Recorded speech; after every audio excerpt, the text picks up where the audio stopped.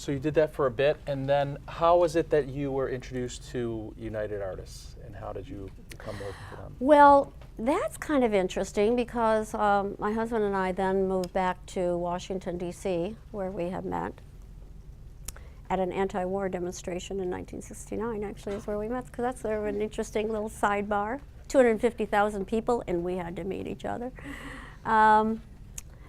We went back to Washington, and he was looking to get into cable television, because in Oregon, there were, the mountainous areas and the remote areas had cable television, which was basically in that time just television signal retransmission. It was really like giant antenna, didn't have really any original programming or anything like that. But it was the industry that I thought would need the satellite programming. So he went to, this is an interesting story. He's a lawyer, Bill, his name is Bill Koplowitz.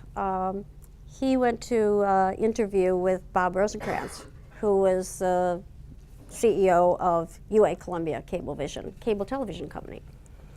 And he's always been very promotive of me, so when he went to do his own interview, he said, oh, by the way, my wife is doing, she's this, and she's really great and all this sort of stuff. So actually, I was hired sight unseen. I called myself sort of like the pig in the poke, hire. And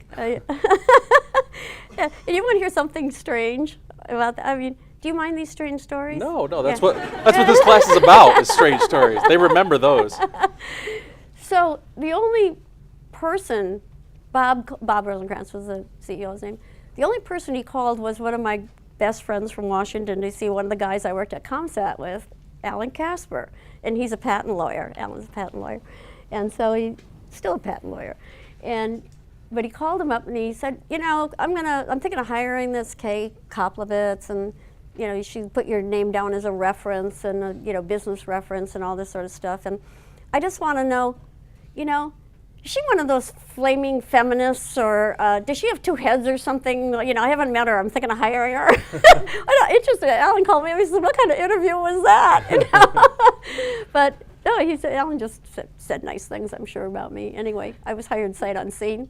And what my husband and I did was we did cable television franchising. We went around night after night in communities and pitched for cable franchise licenses against many other companies, because in 1973, that was a really big movement that was going on. Cable television companies, it was UA Columbia, but Comcast and Time Warner, and people that you know about today were around Cox and so forth, and we all competed against each other night after night, and it was a game, for us. My husband and I just looked at it as we were just out to win a game, and we won almost every franchise we competed, hundreds of franchises we won. Finally, our boss said, look, you got to stop. I don't have enough money to build all these, so you got to stop doing this. I was ready after 2 years. I said, I can't go to these town hall meetings anymore.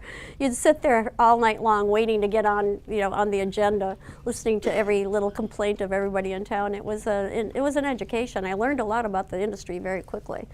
But I certainly didn't want to do that. I wanted to do the program network, so I said, I'm leaving. I've got to launch these networks.